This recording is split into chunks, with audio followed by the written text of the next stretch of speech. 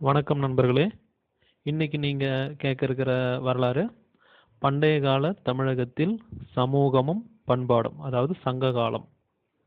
சங்க காலத்துல இருந்த அரசர்கள், அப்ப மக்கள் வாழ்ந்த விதம், அவங்க பின்பற்றின விஷயங்கள் எல்லாத்தையும் நம்ம இப்போ பார்க்கலாம். சங்க காலம் அப்படின்ற சொல்லு வந்து பாத்தீங்கன்னா எதை குறிக்குதுன்னா, இந்த மதுரை பாண்டிய மன்னர்களோட ஆதரவுல தமிழ் புலவர்கள் வந்து ரொம்ப செழிப்பா வாழ்ந்தாங்க. மதுரை பாண்டிய மன்னர்களுடைய ஆதரவுல அந்த தமிழ் புலவர்களுடைய குழுவை தான் இந்த சங்கம் அப்படிங்கிறது குறிக்குது. இந்த புலவர்கள் இயற்றிய பாடல்கள் மொத்தமா சங்க இலக்கியம்னு சொல்லுவாங்க. அந்த பாடல்கள் இயற்றப்பட்ட காலம் தான் வந்து சங்க காலம் அப்படின்னு பேர் வந்துச்சு. சங்க காலம் இது கால அளவு பார்த்தீங்கன்னா கிமு 3ஆம் நூற்றாண்டிலிருந்து கிபி 3ஆம் நூற்றாண்டு வரைக்கும். 3ஆம் நூற்றாண்டு தான், கிமு 3ல இருந்து கிபி 3 வரைக்கும் ஈஸியா ஞாபகம் வச்சுக்கலாம். அடுத்து இந்த தமிழகத்துல இதோடைய ஜாகிரபிக்கல் ஏரியா சொல்லுவோம் இல்லையா, எங்க இருந்து எங்க வரைக்கும் இந்த சங்க காலம் அப்படின்றது வந்து குறிக்குது. எங்க இருந்த மக்கள் அப்படின்னா, வடக்கே வேங்கடம், வேங்கடம்னா உள்ள திருப்பதி முதல் தெற்கே கன்னியாகுமரி வரைக்கும், வடக்கு திருப்பதியிலிருந்து தெற்கு கன்னியாகுமரி வரைக்கும் இருந்த ஏரியா. கிழக்குலையும் மேற்குலையும் கடல் தான் எல்லை. அப்போ கேரளாங்கிற ஸ்டேட்டு கிடையாது, தமிழ்நாடுங்கிற ஸ்டேட்டு கிடையாது, இது மொத்தமும் வந்து ஒரு தமிழகமா இருந்திருக்கு. இதோடைய காலம் அப்படின்னு பார்த்தீங்கன்னா இரும்பு காலம்னு சொல்லுவாங்க. ஏன்னா இரும்பு வந்து அந்த மெட்டலை வந்து அவங்க யூஸ் பண்ண ஆரம்பிச்சிருந்த காலம், இரும்பை பற்றி தெரிஞ்சிருந்தாங்க அவங்க. இரும்பு காலம். பண்பாடு அப்படின்னு பார்த்தா பெருங்கற்கால பண்பாடு. பெருங்கற்கால பண்பாடு. அரச முறை வந்து முடியாட்சி, முடிசூட்டிக்கிறவங்க மன்னர்கள், குடும்ப வழியாக தான் வந்தது. அரசர்கள் வந்து அடுத்தடுத்து ஒரு அரசன் இருக்காருன்னா அவருடைய மூத்த பிள்ளை, அடுத்து அவருடைய மூத்த பிள்ளை, அப்படிதான் மன்னர்கள் ஆனாங்க. ஆட்சி புரிந்த அரச வம்சங்கள்னா 3 தான்: சேரர், சோழர், பாண்டியர். சங்க காலத்துல சங்க காலத்துல இந்த 3 பேர் தான் முக்கியமான ஆட்சி புரிந்த அரசர்கள். சங்க காலத்துல மூவேந்தர்கள் தான் தமிழக பகுதிகளை ஆட்சி செஞ்சுக்கிட்டு வந்திருக்காங்க. அதுக்கப்புறம் இந்த சங்க காலத்தை பத்தின சான்றுகள், குறிப்புகள் இதெல்லாம் எங்கிருந்து கிடைக்குது அப்படின்னு பார்த்தீங்கன்னா, ஃபர்ஸ்ட் விஷயம் தொல்காப்பியம். தொல்காப்பியங்கிறது ஒரு தமிழ் இலக்கண நூல். அது சங்ககால தமிழ் மக்களின் மொழி, பண்பாடு ஆகியவற்றின் உயர் தரத்தை காட்டுது. அவங்க எந்த அளவுக்கு ஒரு ஹை கிளாஸ் ஒரு லைஃப், ஒரு எந்த அளவுக்கு ஒரு இது வாழ்ந்தாங்கன்னு தொல்காப்பியம் மூலயமா தெரிஞ்சுக்கலாம். அது இல்லாமல் நிறைய சான்றுகளை வந்து கலெக்ட் பண்ணியிருக்காங்க. என்னென்னு பார்த்தீங்கன்னா, ஃபர்ஸ்ட் கல்வெட்டுகள். கல்வெட்டுகள் பார்த்தீங்கன்னா, கலிங்க நாட்டு அரசன் காரவேலன், கலிங்க நாட்டு அரசன் காரவேலனுடைய ஹத்திகும்பா கல்வெட்டு ஒரு சான்று. சங்க காலத்துக்கான சான்றுகள் இதெல்லாம். கலிங்க நாட்டு அரசன் கரவேலனுடைய ஹத்திகும்பா கல்வெட்டு. அடுத்து புகழூர் கல்வெட்டு. புகழூருங்கிறது கரூருக்கு அருகே இருக்கு. அடுத்தது அசோக அரசர் இருக்கார் இல்லையா, அசோகருடைய 2ஆம் மற்றும் 13ஆம் பேராணை கல்வெட்டு. அவர் நிறைய கல்வெட்டு வச்சிருந்திருக்காரு போல, அதுல 2 மற்றும் 13ஆம் பேராணை கல்வெட்டுகள். அப்புறம் மாங்குளம், அழகர்மலை, கீழவளவு, இதெல்லாம் மதுரை கிட்டக்க இருக்கிற ஒரு ஏரியாக்கள். இங்க மாங்குளம், அழகர்மலை, கீழவளவு இந்த ஏரியாவிலலாம் சங்க காலத்தை பற்றின குறிப்புகள் அடங்கிய ஒரு கல்வெட்டுகள் கிடைச்சிருக்கு. கல்வெட்டுகளுக்கு அடுத்தபடியாக பார்த்தீங்கன்னா செப்பேடுகள். செப்பு தகடுல குறிப்புகள் எழுதி வச்சது. வேள்விக்குடியிலையும் சின்னமனூர்லையும் இது சம்பந்தமான செப்பேடுகள் கிடைச்சிருக்கு. அடுத்ததான ஒரு சான்றுகள் பார்த்தீங்கன்னா, சங்க காலத்துக்கு நாணயங்கள். சேர, சோழ, பாண்டிய அரசருடைய நாணயங்கள். இவங்க இல்லாம குறுநில மன்னர்கள் இருந்தாங்க, அவங்களோட நாணயங்கள். அதுக்கப்புறம் ரோமானிய நாணயங்கள், ரோம் கண்ட்ரியுடைய நாணயங்கள். அதுக்கப்புறம் இந்த பெருங்கற்கால நினைவு சின்னங்கள். எதெல்லாம் நினைவு சின்னங்களாக பார்த்துக்கிறாங்கன்னா, புதைவிடங்கள், டெட் பாடி பரியல் கிரவுண்டு இதெல்லாம் இருக்கலாம். அப்புறம் நடுக்கற்கள், வீரக்கல்னு சொல்லுவாங்க. இதெல்லாம் வந்து பின்னாடி பார்ப்போம். தென் அகழ்வாயுவிலிருந்து பொருட்கள் கிடைத்த இடங்கள். எங்கெல்லாம் வந்து ஆர்கியாலஜிக்கல் எக்ஸ்கவேஷன் நடந்ததுன்னு பார்த்தீங்கன்னா, ஆதிச்சநல்லூர், அரிக்கமேடு, கொடுமணல், புகார், கொற்கை, அழகன்குளம், உறையூர். இது எல்லாமே வந்து சங்க காலத்தை பற்றின சான்றுகள் கிடைச்சிருக்கு. இலக்கிய சான்றுகள்னு எடுத்துக்கிட்டிங்கன்னா, தொல்காப்பியம், 8 தொகை, 10 பாட்டு, 11 கீழ்கணக்கு, பட்டினப்பாலை, மதுரை காஞ்சி, சிலப்பதிகாரம், மணிமேகலை ஆகிய காப்பியங்கள். இது எல்லா நூலுமே வந்து சங்க இலக்கியங்கள், சங்க காலத்தை சேர்ந்த நூட்கள். அதுக்கப்புறம் பார்த்தீங்கன்னா இந்த வெளிநாட்டு ஆளுங்க, அயல் நாட்டவர்கள் நம்ம நாட்டுக்கு வந்து போனவங்க வந்து சங்க காலத்தை பற்றின, அந்த காலத்தில் வந்துட்டு போனவங்க எழுதி வச்சிருக்கிற சில குறிப்புகள், அயல் நாட்டவர் குறிப்பு அப்படின்னு குறிப்பிட்டு பார்த்தீங்கன்னா ஃபர்ஸ்ட் புக் வந்து த பெரிப்ளஸ் ஆஃப் எரித்ரியன் சி, எரித்ரிய கடவுளின் பெரிப்ளஸ் அப்படிங்கிற ஒரு புக்கு. தென் அதுக்கப்புறம் நேச்சுரல் ஹிஸ்ட்ரிங்கிற புக்கு, பிலினியன் இயற்கை வரலாறு. அதுக்கப்புறம் தாலமியன் புவியியல். அதுக்கப்புறம் மெகஸ்தின்ஸோட இண்டிகா, ராஜாவளி, மகாவம்சம், தீபவம்சம், இது போன்ற நூல்கள் எல்லாம் வெளிநாட்டு ஆளுங்க எழுதி வச்ச நூல். அதுக்கப்புறம் ஒரு முக்கியமான வெளிநாட்டு ஆள் யாருன்னா ஜார்ஜ் எல் ஹார்ட். இவர் ஒரு தமிழ் மொழி பேராசிரியர். எந்த யூனிவர்சிட்டின்னு பார்த்தீங்கன்னா கலிஃபோர்னியா யூனிவர்சிட்டி. இவர் தமிழ் மொழியை பற்றி 2 விஷயம் சொல்லி வச்சிருக்காரு. தமிழ் மொழியானது லத்தீன் மொழி அளவுக்கு பழமையானதுன்னு ஒரு ஸ்டேட்மெண்ட்டு. ரெண்டாவதான ஸ்டேட்மெண்ட் பார்த்தீங்கன்னா ஏனைய மொழிகளின் செல்வாக்கிற்கு உட்படாமல் முற்றிலும் சுதந்திரமாக ஒரு மரபாக அது உருப்பெற்று எழுந்துள்ளது. வேறு எந்த ஒரு லாங்குவேஜும் தமிழுக்குள்ள ஆதிக்கம் செலுத்தலை, தன்னுடைய சொந்த எழுத்துக்களை கொண்டே அது மேலே வந்திருக்கு. ஸோ இதெல்லாம் வந்து சங்க காலத்தை பற்றின சான்றுகள். அதுக்கப்புறம் அந்த சங்ககால நூல்கள், இந்த பழைய ஓலைச்சுவடிகள், இதையெல்லாம் மீட் எடுத்து இப்போ இருக்கிற பிரிண்டிங் ப்ரெஸ்ஸில் புக்காக அச்சிடுறதுல நிறைய பேர் வந்து பல வருஷத்தை செலவிட்டாங்க. அதில் குறிப்பிடத்தக்க ஒரு 3 பேர், ஆறுமுக நாவலர், தாமோதரம் பிள்ளை, 3வது உவே சாமிநாத ஐயர். இந்த ஆறுமுகம் நாவலரும் தாமோதரம் பிள்ளையும் யாழ்ப்பாணத்தை சேர்ந்தவங்க. உவே சாமிநாத ஐயர் இங்கே தமிழகத்தில் இருந்திருக்கார். இவங்கெல்லாம் பார்த்தீங்கன்னா ஓலைச்சுவடிகள்லையும் செப்பேடுகள்லையும் கல்வெட்டாமல் இருந்த விஷயங்களை புத்தகங்களாக மாற்றுறதுல அவங்களுடைய வாழ்க்கையை செலவிட்டிருக்காங்க. அவங்களாம் மெனக்கெட்டு அதை செஞ்சுருக்காங்க. இப்போ நம்ம அந்த 3 முக்கிய ஆட்சி புரிந்த அரசர்கள், சேரர், சோழர், பாண்டியர், இவர்களை பற்றி பார்க்கலாம். இவங்க 3 பேரையும் பொதுவாக குறிக்கிற ஒரு சொல் ஒன்று இருக்கு, வேந்தர் அப்படின்னாலே சேர, சோழ, பாண்டியர் 3 பேரையும் தான் குறிக்கும். வேந்தர்கள், இவங்கெல்லாம் வேந்தர்கள் அப்படின்னு ஒரு சொல். அதில் முதல்ல சேரர்களை பற்றி பார்ப்போம். சேரர்களுடைய சின்னம் வந்து வில் அம்பு. அவங்களுடைய சின்னம் என்ன? சேரர்களுடைய சின்னம் வில் அம்பு. இவங்க ஆட்சி பகுதி பார்த்தீங்கன்னா தமிழகத்தை சேர்ந்த மத்திய மற்றும் வடக்கு திருவிதாங்கூர், கொச்சின், தெற்கு மலபார், கொங்கு மண்டலம்.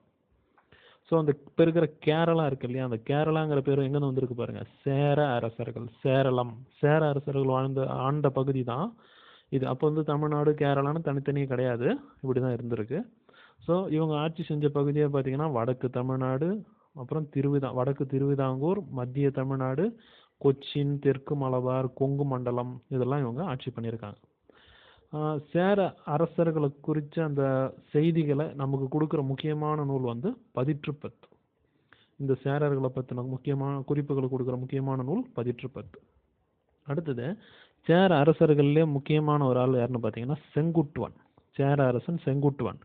இவர் என்னென்ன பண்ணியிருக்காருன்னா வட இந்தியா மீது படையெடுத்தார், நார்த் இந்தியா மீது படையெடுத்து போனார். போகும்போது இமயமலையிலிருந்து கற்கள் எடுத்துட்டு வந்து சிலப்பதிகார காவிய பாத்திரமான கண்ணகிக்கு செலவழிச்சிருக்கார்.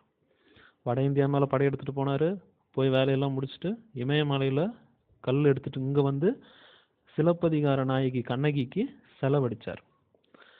அதுக்கப்புறம் தமிழகத்தில் பத்தினி தெய்வ வழிபாட்டை அறிமுகம் செய்தவர் இவர்தான், சேர அரசன் செங்குட்டுவன். ஸோ பத்தினி தெய்வ வழிபாட்டை அறிமுகம் செய்தவர் சேர அரசன் செங்குட்டுவன். அப்புறம் இளங்கோவடிகள்ங்கிற ஒருத்தர் யாருன்னா சிலப்பதிகார ஆசிரியர். இவர் யாருன்னு பார்த்தீங்கன்னா இந்த சேர அரசன் செங்குட்டுவனுடைய தம்பி. இளங்கோவடிகன் சிலப்பதிகார ஆசிரியர், அப்புறம் இந்த சேர அரசன் செங்குட்டுவனுடைய தம்பி. அடுத்த ஒரு அரசர் யாருன்னு பார்த்தீங்கன்னா சேர மன்னர்கள்ல சேரல் இரும்பொறை. இவர் என்ன பண்ணாரு, தனது பெயர்ல நாணயங்களை வெளியிட்டார், காயின்ஸ். தனது பெயர்ல நாணயங்களை வெளியிட்டார். நாணயங்கள் அவங்களோட சின்னம், சேர அரசர்களுடைய சின்னமான வில் அம்பு, அதை அச்சிட்டு நாணயங்களை வெளியிட்டார். இதுதான் சேர அரசர்களுடைய ரிமார்க்கபிள் விஷயம், முக்கியமான குறிப்புகள். இது இல்லாமல் இந்த சேர அரசன் செங்குட்டுவன், சேரல் இரும்பொறை இவங்க இல்லாமல் ஒரு சில முக்கியத்துவம் வாய்ந்த சேர அரசர்கள் யார் யாருன்னு பார்த்தீங்கன்னா, 1 உதயன் சேரலாதன், 2 இமயவரம்பன் நெடுஞ்சேரலாதன், 3 சேரன் செங்குட்டுவன், 4 சேரல் இரும்பொறை. ஸோ இதுலேயே அந்த 2 பேர் ரிப்பீட் ஆயிடுச்சு. சேரன் செங்குட்டுவன், சேரல் இரும்பொறை வந்துருச்சு. இது இல்லாமல் உதயன் சேரலாதன், இமயவரம்பன் நெடுஞ்சேரலாதன் இவங்கெல்லாம் சேர அரசர்கள். ஸோ சேரர்கள், சேர அரசர்கள், சேர வம்சம் இவங்களை பற்றின குறிப்பு அவ்வளவுதான். அடுத்து சோழர்களை பற்றி பார்ப்போம். சோழர்கள் யார் அப்படின்னு பார்த்தீங்கன்னா, சங்க காலத்தில் சோழ அரசு வேங்கடமலை வரைக்கும் விரிஞ்சிருந்திருக்கு. வேங்கடமலை திருப்பதி வரைக்கும் பார்த்தீங்கன்னா தமிழ்நாடு நம்ம கையில் தான் இருந்திருக்கு. சோழ அரசர்கள் இவங்களுடைய சின்னம் வந்து புலி, டைகர். இவங்க காவிரி கழிமுக பகுதி, அதுதான் வந்து சோழ நாட்டுடைய சென்ட்ரல் ஏரியா, மைய பகுதியாக விளங்கியிருக்கு. காவிரி கழிமுக பகுதி தான் சோழ நாட்டின் மையப்பகுதி. இப்பகுதி தான் பின்னர் சோழ மண்டலம் அப்படின்னு குறிப்பிடப்பட்டது. சோழ மண்டலம் அப்படின்னு சொன்னா ஒன்றும் இல்லை, காவிரி கழிமுக பகுதி. சோழ அரசர்களில் புகழ்பெற்றவர் யாருன்னு பார்த்தீங்கன்னா கரிகால் வளவன். அவருக்கு இன்னொரு பேர் கரிகாலன். கரிகால் வளவன் அலைஸ் கரிகாலன். அவர் என்ன பண்ணாருன்னா, தன்னை அவரை எதிர்த்து சேரரும் வந்திருக்காங்க, பாண்டியரும் வந்திருக்காங்க, மற்றும் 11 வேளிர்களின் கூட்டுப்படை. சேரரும் பாண்டியரும் கரிகால சோழனை எதிர்த்து வந்தாங்க. ஆனால் சேரனும் பாண்டியனும் தனியாக வரல. 11 வேளிர்கள் யாருன்னா குறுநில மன்னர்கள். 11 குறுநில மன்னர்கள், வேளிர்கள் டீம்ல இருந்து 11 குறுநில மன்னர்களையும் சேர்த்துக்கிட்டு இவரை கரிகாலன் மீது போர் கொடுத்துருக்காங்க. ஆனால் கரிகாலன் அவர்கள் வெண்ணி என்னும் சிற்றூரில் இந்த மொத்த படையும் தோற்கடிச்சிட்டார். வெண்ணி எனும் சிற்றூரில் தன்னை எதிர்த்தவர்களை கரிகாலன் சேரர், பாண்டியர் மற்றும் 11 வேணியர்களின் கூட்டுப்படையை வெண்ணி எனும் சிற்றூரில் தோற்கடித்தார். இவர் அதுக்கப்புறம் என்ன பண்ணாரு, காடுகளை விளைநிலமாக மாற்றினார். வேளாண்மையை மேம்படுத்த காவிரியின் குறுக்கே கல்லணையை கட்டினார். கல்லணை கட்டியிருக்காரு. தென் சோழர்களின் துறைமுகமான புகார், கடல் வணிகம் நல்லா நடைபெற்றிருக்கு. கரிகாலன் ஆட்சியின் போது அங்கு நடைபெற்ற வணிக நடவடிக்கைகளை பற்றி விரிவான செய்திகளை நம்ம எதில் தெரிஞ்சுக்கலாம்னா பட்டினப்பாலை. இந்த பட்டினப்பாலை வந்து 14 கீழ்கணக்கு நூல்ல ஒன்று. பட்டினப்பாலை எது சேர்ந்தது? 14 கீழ்கணக்கு நூல்ல சேர்ந்தது. ஓகே, இந்த கல்லணை கட்டினார் இல்லையா, கல்லணை அது என்ன? கல்லணைனா வெறும் கற்களாலே, பராங்கற்களாலே கட்டப்பட்ட ஒரு தடுப்பணை. எந்த ஆற்றுக்கு குறுக்கனா? காவிரி ஆற்றின் குறுக்கே. பாசனத்திற்காக கழிமுக பகுதி வழியாக நீரை திருப்பி விடுவதற்காக கட்டப்பட்டது. இது கட்டின காலத்துல 69,000 ஏக்கர் நிலம் பாசன வசதி பெற்றது கல்லணைனால. ஓகே, ஸோ கரிகால சோழன் தான் இவ்வளோ விஷயம் பண்ணியிருக்காரு. முக்கியமான ஒரு சோழ அரசர் கரிகால சோழன். இவர் இல்லாம முக்கியத்துவம் வாய்ந்த இன்னும் சோழ அரசர்கள் யார் யாருன்னா, இளஞ்சேட் சென்னி, கரிகால் வளவன், அவரே தான் கரிகால் வளவன் தான் கரிகாலன், கோச்செங்கணான், கிள்ளி வளவன், பெருநர் கிள்ளி, 5 பேர். ஓகே, இது சோழ அரசர்கள் பற்றின குறிப்புகள் இவ்வளவுதான். அடுத்ததா பாண்டிய அரசர்கள், பாண்டியர்களை பற்றின குறிப்புகளை பார்ப்போம்.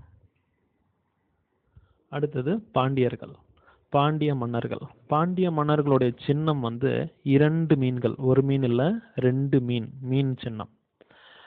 இன்னைக்கு இருக்கிற தென் தமிழகத்தை ஆட்சி செஞ்சவங்க பாண்டியர்கள் தான். பாண்டிய அரசர்கள் தமிழ் புலவர்களையும் அறிஞர்களையும் ரொம்பவே ஆதரிச்சாங்க. பல பாண்டிய அரசர்களின் பெயர்கள் சங்க இலக்கியங்கள்ல குறிப்பிட்டிருக்காங்க. புலவர்கள் யாரெல்லாம் தங்களை ஆதரிக்கிறாங்களோ அவங்கள பற்றின குறிப்புகள்லாம் அவங்களுடைய நூட்கள் எழுதியிருப்பாங்க. அதில் பாண்டிய மன்னர்கள் தான் அதிகமாக புலவர்களை ஆதரிச்சிருக்காங்க.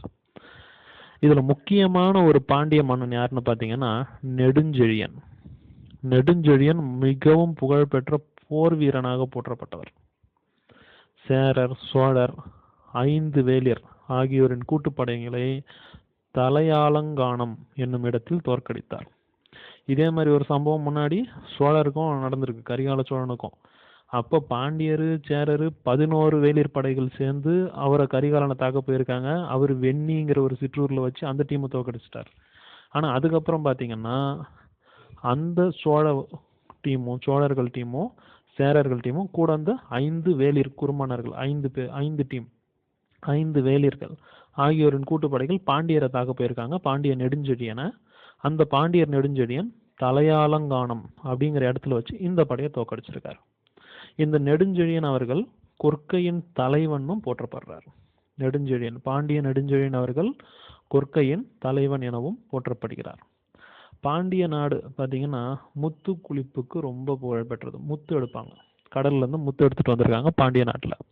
அடுத்து பாண்டிய அரசர் நாணயங்கள். இவங்க நாணயங்கள் பார்த்தீங்கன்னா ஒரு சைடில் அவங்களுடைய சின்னமான மீனையும் நாணயத்தோட இன்னொரு சைடில் யானை உருவமும் பொறிச்சிருக்காங்க. ஸோ இவங்க 2 சைட்லையுமே இவங்களுடைய மீன் சின்னம் பொறிக்கல. ஒரு சைடில் மீன் சின்னம், இன்னொரு சைடில் யானை சின்னத்தையும் அச்சடிச்சு காயின் விட்டுருக்காங்க. அது பாண்டிய நாட்டுடைய காயின்ஸ், நாணயங்கள். அதுக்கப்புறம் ஒரு பாண்டிய மன்னன் முதுகுடுமி பெருவழுதி, பேர் முதுகுடுமி பெருவழுதி. இந்த பாண்டிய அரசர் பார்த்தீங்கன்னா நிறைய வேத வேள்விகள், யாகம் அது இதுன்னு நிறைய நடத்தியிருக்காரு. அந்த யாகத்தெல்லாம் நடத்தினார் இல்லையா, அதை கொண்டாடுற வகையில் அப்பப்போ ரிமார்க்கபுளாக அதுக்கேற்ற மாதிரி சில காயின்ஸை நாணயங்களை வெளியிட்டிருக்காரு. முதுகுடுமி பெருவழுதி. இது பாண்டிய மன்னர்களை பற்றின குறிப்புகள். இதுக்கப்புறம் முக்கியத்துவம் வாய்ந்த சில பாண்டிய அரசர்கள் யாருன்னா நெடியோன், நன்மாறன். நெடியோன், நன்மாறன், மேலே குறிப்பிட்ட மாதிரி நெடுஞ்செழியன், முதுகுடுமி பெருவழுதி. இது பாண்டிய அரசர்களை பற்றின குறிப்பு. இப்போ 3 பேரையும் ஒரு ஒப்பிட்ட ஒரு டேபுலேஷன், ஒரு சின்ன டிஃபரன்ஸ் பார்ப்போம். பட்டங்கள். இந்த மூவேந்தர்கள், வேந்தர்கள்னு சொல்கிறோம் இல்லையா, வேந்தர்கள் மூவேந்தர்கள் அப்படின்னா இந்த சேர சோழ பாண்டியரை தான் குறிக்குது. இவங்க சூட்டிக்கிட்ட பட்டங்கள் பார்த்தீங்கன்னா இந்த சேரர்கள் பார்த்தீங்கன்னா ஆதவன், குட்டுவன், வானவன், இரும்பொறை. ஆதவன், குட்டுவன், வானவன், இரும்பொறை. இது சேர அரசர்களுடைய பட்டப்பெயர்கள், நிக்நேம்ஸ். சோழ அரசர்களுக்கும் அதே மாதிரி இருந்தது. சென்னி, செம்பியன், கிள்ளி, வளவன். சென்னி, செம்பியன், கிள்ளி, வளவன். அதே மாதிரி பாண்டியர்களுக்கு மாறன், வழுதி, செழியன், தென்னர். பாண்டியர்களுடைய பட்டப்பெயர்கள் மாறன், வழுதி, செழியன், தென்னர். அது அந்த மூவேந்தர்களில் பார்த்தீங்கன்னா இன்னும் ஒரு ரிமார்க்கபிள் விஷயம், சேரர்களுக்குன்னு ஒரு குறிப்பிட்ட பூவில் தான் மாலை, அவங்களுடைய ஸ்பெஷாலிட்டி. சேரர்களுக்கு பனம்பூ மாலை. சேர அரசர்களுக்கு பனம்பூ மாலை. அவங்களுடைய துறைமுகம் எதுன்னு பார்த்தீங்கன்னா முசிறி, தொண்டி. 2 துறைமுகம் இருந்திருக்கு, முசிறி, தொண்டி. இதில் முசிறி, தொண்டி. ஓகே. அடுத்து தலைநகர். இவங்களுக்கு தலைநகர் பார்த்தீங்கன்னா வஞ்சி, கரூர். 2 தலைநகர் வந்திருக்கு, வஞ்சி, கரூர். சின்னம் வில் அம்பு. சின்னம் வில் அம்பு. அதே போல் சோழர்களுக்கான மாலை பார்த்தீங்கன்னா அத்திப்பூ மாலை. சோழர்களுக்கான மாலை அத்திப்பூ மாலை. இவங்களுடைய துறைமுகம் புகார். இவங்களுக்கு ஒரே துறைமுகம் புகார். தலைநகரம் 2 இருந்திருக்கு, உறையூர், புகார். புகார் ஒரு தலைநகரம், உறையூர் ஒரு தலைநகரம். இவங்களுடைய சின்னம் புலி. அடுத்து பாண்டியர்களுடைய ஸ்பெஷல் மாலை வேப்பம்பூ மாலை. துறைமுகம் கொற்கை. தலைநகர் மதுரை. சின்னம் 2 மீன்கள். இவங்களுடைய சின்னம் 2 மீன்கள். சரி, சங்க காலத்துல முக்கியமான அரசர்கள் ஆண்டவர்கள், தமிழ்நாட்டு ஆண்டவங்க இவங்க 3 பேர் தான், சேர சோழ பாண்டியர்கள். இப்ப நம்ம சங்க காலத்தை பத்தி மட்டும்தான் பார்த்துக்கிட்டு இருக்கோம். இந்த சேர சோழ பாண்டியர்கள் இல்லாம குறுநில மன்னர்கள் நிறைய இருந்தாங்க. அந்த குறுநில மன்னர்கள்ல 3 பிரிவா சொல்றாங்க. ஆய், வேளிர், கிழார். ஆய் அப்படிங்கிற சொல் ஆயர் அப்படிங்கிற சொல் வந்திருக்கு. ஆயர்னா என்னன்னா ஆணிரை மேய்ப்பவர், ஆடு மாடு மேய்க்கிறவங்க தான். அவங்கெல்லாம் குறுநில மன்னர்களா இருந்திருக்காங்க. ஒரு குறிப்பிட்ட பகுதிகளில் மட்டும் ஆட்சி பண்ணிட்டு இருந்திருக்காங்க. அதுல ஆய் அப்படிங்கிறது ஆயருங்கிற சொல் வந்தது. ஆயருங்கிறதுடைய அர்த்தம் ஆணிரை மேய்ப்போர். சங்ககால ஆய் மன்னர்கள்ல முக்கியமானவர் யாருன்னு பாத்தீங்கன்னா அந்திரன், திதியன், நன்னன். அந்திரன், திதியன், நன்னன். அடுத்தது வேளிர்னு சொன்னோம். குறுநில மன்னர்கள் அடுத்த ஒரு டீம் வேளிர்கள். வேளிர் அப்படின்னா வேளாளர். வேளாளர் அப்படிங்கிறது பண்டைய கால தமிழகத்தில் ஆட்சி செஞ்ச நில உடைமை பிரிவினர். இவங்கெல்லாம் லேண்ட் லார்ட்ஸ், நிறைய நிலம் வச்சுட்டு இருந்தவங்க. அந்த லேண்ட் வச்சிருக்கிற பண்ணையார்கள், வேளாளர்கள் தான் வேளிர்கள் ஆனாங்க. அவங்க ஒரு குறிப்பிட்ட பகுதியில் ஆட்சி பண்ணாங்க, குறுநில மன்னர்களான. புகழ்பெற்ற வேளிர்கள், கடையேழு வள்ளல்கள்னு சொல்லலாம். இவங்கெல்லாம் வள்ளல்களாக இருந்திருக்காங்க. அதில் ஒரு 7 பேர் வேளிர்கள்: பாரி, காரி, ஓரி. இந்த பாரி அரசன் அதெல்லாம் வந்து குறுநில மன்னர், வேளிர்களில் சேர்ந்தவர். பாரி, காரி, ஓரி, பேகன், ஆய், அதியமான், நல்லி. இதுலேயும் பார்த்தீங்கன்னா ஆய் அப்படிங்கிற ஒரு மன்னர் வள்ளல் தனியாக இருந்திருக்காரு. அவர் வந்து வேளிர் குறுநில மன்னர் குரூப்பை சேர்ந்தவர். மேலே நம்ம ஆய் ஒரு குறுநில மன்னர் குரூப்பாக சொன்னோம். அது இல்லாமல் ஆய் அப்படிங்கிற பேர்லேயே வந்து வேளிர்களில் ஒருத்தர் இருந்திருக்கார். இவங்க தமிழ் புலவர்களெல்லாம் ரொம்ப ஆதரிச்சிருக்காங்க வேளிர்கள் வந்து. இது வந்து வேளிர்களை பற்றின குறிப்பு. தென் கிழார். கிழார்னா என்னன்னா கிராம தலைவர். சிம்பிள், கிராம தலைவர். ஸோ அந்த கிராம தலைவர் அந்த கிராமத்தை ஆட்சி பண்ணிட்டார், அதுதான் கிழார். இது வந்து குறுநில மன்னர்களை பற்றின குறிப்புகள். ஓகே, இப்போ நம்ம சங்க காலத்தில் ஆட்சி பண்ணவங்களை பற்றின குறிப்புகள், முக்கியமான மன்னர்கள், இதெல்லாம் நம்ம பார்த்துட்டோம். அடுத்து இந்த சங்க காலம். சங்க காலம் எப்படி இருந்துச்சு? சங்க காலத்தில் மக்கள் எப்படி இருந்தாங்க? அவங்களுடைய பொலிட்டிக்கல் இன்ஃப்ளூயன்ஸ், அரசியல் அமைப்பு, வாழ்க்கை, இறக்குமதி, ஏற்றுமதி, உணவு, இதெல்லாம் எப்படி இருந்துச்சு? நிலம், என்ன தொழில், இதெல்லாம் பார்த்தீங்கன்னா சங்ககால ஆட்சி அமைப்பு எப்படி ஆட்சியெல்லாம் அமைஞ்சிச்சு அப்படின்னு பார்த்தீங்கன்னா அரசுரிமை. அரசுரிமை வந்து பரம்பரையாக தான் வந்திருக்கு. அரசரை வந்து கோ அப்படின்னு சொல்லியிருக்காங்க. கோ அப்படின்னு கூப்பிடுவாங்க. கோ அப்படிங்கிறது கோன், கோ இன் அப்படிங்கிற சொல்லுடைய சுருக்கம். கோ இன், கோன்ங்கிறது 2 எழுத்து சொல்லு, அதையும் சுருக்கி கோ அப்படின்னு கூப்பிட்டுருக்காங்க. அரசனை பார்த்தீங்கன்னா வேந்தன், கோன், மன்னன், கொற்றவன், இறைவன் இப்படியெல்லாம் கூப்பிட்டுருக்காங்க. அரசர் வந்து பதவி ஏற்கிறது தான் வந்து பட்டம் சூட்டு விழா. அது நமக்கே தெரியும். அந்த பட்டம் சூட்டு விழாவுக்கான தெளிவான பெயரா இலக்கியத்தில் பார்த்தீங்கன்னா அரசு கட்டில் ஏறுதல் அல்லது முடிசூட்டு விழா அப்படின்னு சொல்லியிருக்காங்க. அரசு கட்டில் ஏறுதல் அல்லது முடிசூட்டு விழா. அடுத்து இந்த பட்டத்து இளவரசன். பெரும்பாலும் மன்னர்களுடைய மூத்த மகன் தான் வந்து அடுத்த அரசனாக வருவாங்க. அவங்கள வந்து பட்டத்து இளவரசர்னு சொல்லுவாங்க. அவங்கள வந்து கோமகன் அப்படின்னு கூப்பிட்டுருக்காங்க. கோமகன் அப்படின்னா அரசருடைய மூத்த பிள்ளை, இவர் தான் நெக்ஸ்ட் ராஜா அப்படின்னு சொல்லுவாங்க. அந்த அரசருக்கு 2-3 பிள்ளைங்க இருந்தா, ஸோ அந்த மூத்த பிள்ளைக்கு அடுத்து இருக்கிற பிள்ளையெல்லாம் வந்து பார்த்தீங்கன்னா அவங்களுக்கு இளையவர்களை இளங்கோ, இளஞ்செழியன், இளஞ்சேரல் அப்படிங்கிற பெட் நேமில் கூப்பிட்டுருக்காங்க. பெரும்பாலும் கவர்மெண்ட் ரெவென்யூ, அரசுடைய வருமானம் பார்த்தீங்கன்னா வரிகள் மூலயமா தான் இருந்திருக்கு. அதில் நிலவரி ரொம்ப முக்கிய வருமானம். நிலவரி, லேண்ட் டேக்ஸ். அதுக்கப்புறம் நிலவரியை தான் வந்து இறை அப்படின்னு சொல்லியிருக்காங்க. இறை அப்படின்னா வருமானத்தில் இறை அப்படின்னு அந்த சங்க காலத்தில் சொன்னாங்கன்னா அது நிலவரின்னு அர்த்தம். அதுக்கப்புறம் நிலவரி இல்லாமல் சுங்கவரி, கப்பம், தண்டம், இந்த 4 தான் வந்து அரசுடைய வருமானம், ரெவென்யூ.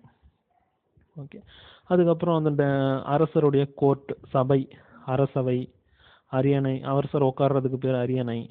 அரசர்களுடைய கடமைகள் வந்து 5 விதமாக இருந்திருக்குங்க. அரசர்களுடைய கடமை சங்க காலத்தில் 5 விதம். ஒன்று வந்து கல்வி கற்பதை ஊக்குவிப்பது, எல்லாரையும் எஜுகேட் பண்ணணும்.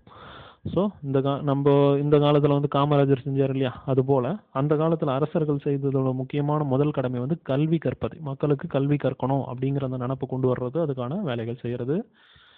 2வது சடங்குகளை நடத்துவது. 3வது பரிசுகள் வழங்குவது. பரிசுகள்னா புலவர்கள் இவங்களுக்குலாம் நல்ல பாட்டு எழுதுனாங்கன்னா, நல்ல லாங்குவேஜை வளர்க்குறாங்க, தமிழ் மொழியை வளர்க்குறாங்கன்னா அவங்களுக்கு பரிசுகள் வழங்குவது. 4வதான முக்கிய கடமை மக்களை பாதுகாப்பது. 5வது குற்றவாளிகளை தண்டிப்பது. இந்த 5 கடமை தான் அரசர்களுக்கு முக்கியமாக இருந்திருக்கு. அரசருக்கு நிர்வாகத்தில் உதவி செய்கிறதுக்கு அதிகாரிங்க 2 டீமாக இருந்திருக்காங்க. ஃபஸ்ட்டு ஐம்பெருங்குழு, 5 பேர் கொண்ட குழு தான் ஐம்பெருங்குழு. அடுத்தது என் பேராயம், இது வந்து 8 பேர் கொண்ட குழு. ஸோ முதல்ல ஒரு 5 பேர் கொண்ட குழு, அதுக்கப்புறம் ஒரு 8 பேர் கொண்ட குழு, கேபினெட். இந்த டீம் தான் வந்து அரசருக்கு நிர்வாகத்தில் எந்த விஷயம்னாலும் கூட நின்று எல்லாத்தையும் செஞ்சுருக்காங்க. ஸோ அரசருடைய நிர்வாகத்தில் உதவி செஞ்சவங்க. அடுத்ததான் படைகள். அரசருடைய படை தான் இராணுவம். அரசருடைய படை இராணுவம் எனப்பட்டது. அந்த இராணுவம் 4 பிரிவாக இருந்திருக்கு. காலாட்படை, குதிரைப்படை, யானைப்படை, தேர்ப்படை. ஸோ அரசருடைய படைகள் 4 பிரிவாக இருந்திருக்கு. அந்த படை தலைவனை தானை தலைவன் தலைவன் அப்படின்னு சொல்லுவாங்க. படைத்தலைவன் வந்து தளபதின்னு சொல்றோம் இல்லையா, அந்த தளபதிங்கிறது வந்து தானை தலைவன்.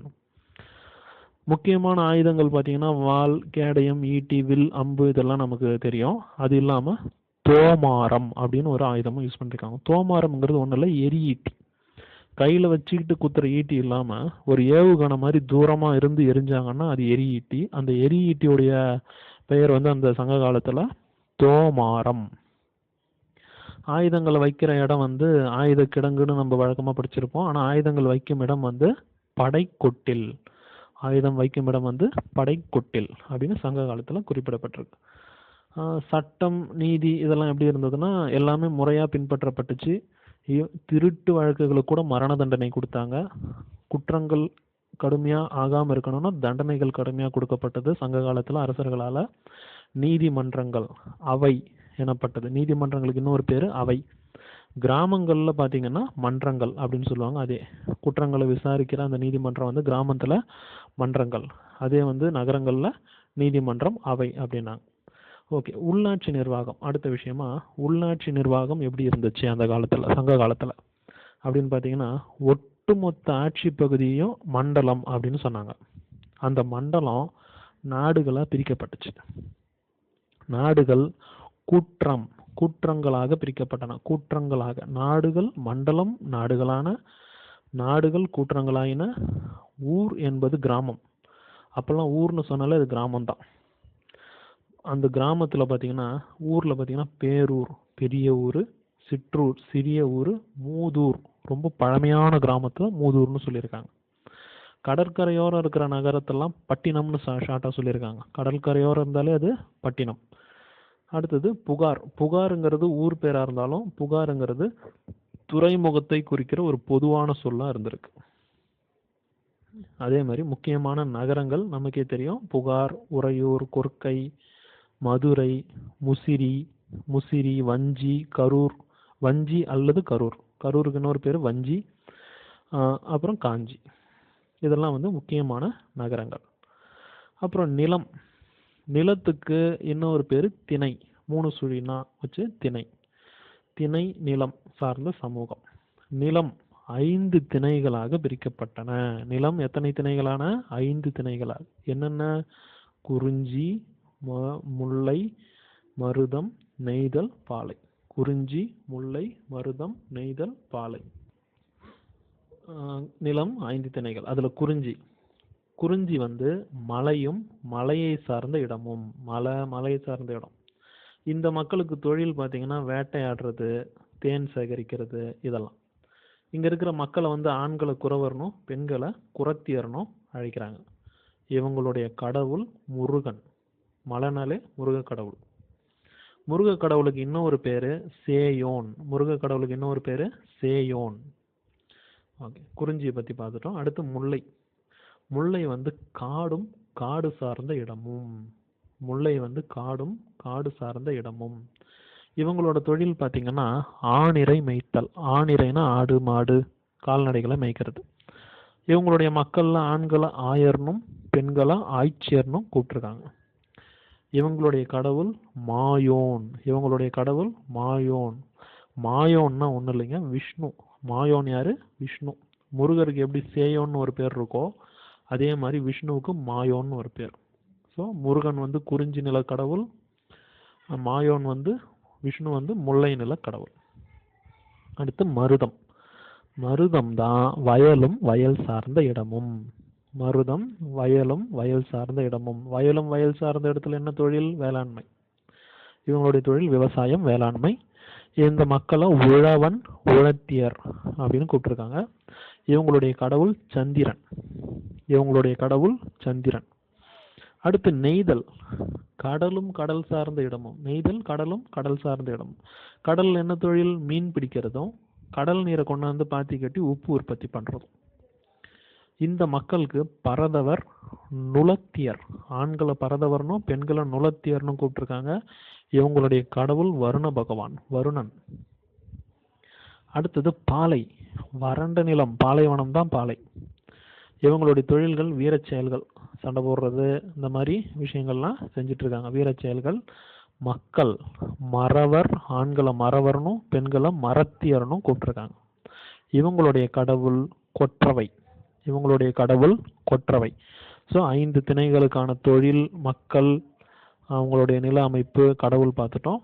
இந்த 5 கடவுள்கள் இல்லாம நடுக்கல், வீரக்கல் வழிபாடும் சங்க காலத்துல இருந்திருக்கு. நடுக்கல்னா வீரக்கல். அது என்ன நடுக்கல் அப்படின்னு பார்த்தீங்கன்னா, போர்ல மரணம் அடைந்த வீரனின் நினைவாக நடப்படுவதே அந்த நடுக்கல், வீரக்கல். ஓகே. அதுக்கப்புறம் இந்த நன்சை நிலம், புன்சை நிலம் இப்போ நம்ம சொல்றோம் இல்லையா, அந்த 5 திணையில எது நன்சை? நன்சைக்கான இன்னொரு பேர் என்னன்னா மென்புலம், மெல்லிய புலம். எதுனா மருத நிலம் மட்டும்தான் மென்புலம், நன்சை நிலம். இங்க கரும்பும் நெல்லும் விளைஞ்சிருக்கு. இங்க கரும்பும் நெல்லும் விளைஞ்சிட்டு இருந்திருக்கு. மருத நிலம் மட்டும்தான் மென்புலம், அதாவது நன்சை. அதுக்கப்புறம் இருக்கிற மிச்சம் 4 நிலத்துல நெய்தல் நிலம் சேராது. குறிஞ்சி, முல்லை, பாலை. நெய்தல் நிலத்தை விட்டணும், இந்த நன்சை புன்சைக்குள்ளே கொண்டு வரக்கூடாது. மருத நிலம் நன்சை, அது நீர் இறைச்சி பண்றதுக்கு எல்லா விஷயமும் இருந்தது. அடுத்தது குறிஞ்சி, முல்லை, பாலை பார்த்தீங்கன்னா புன்சை நிலம், புஞ்ச நிலம்னு சொல்லுவாங்க, புன்சை நிலம். இதை வன்புலம்னு சொல்லுவாங்க, வன்புலம்.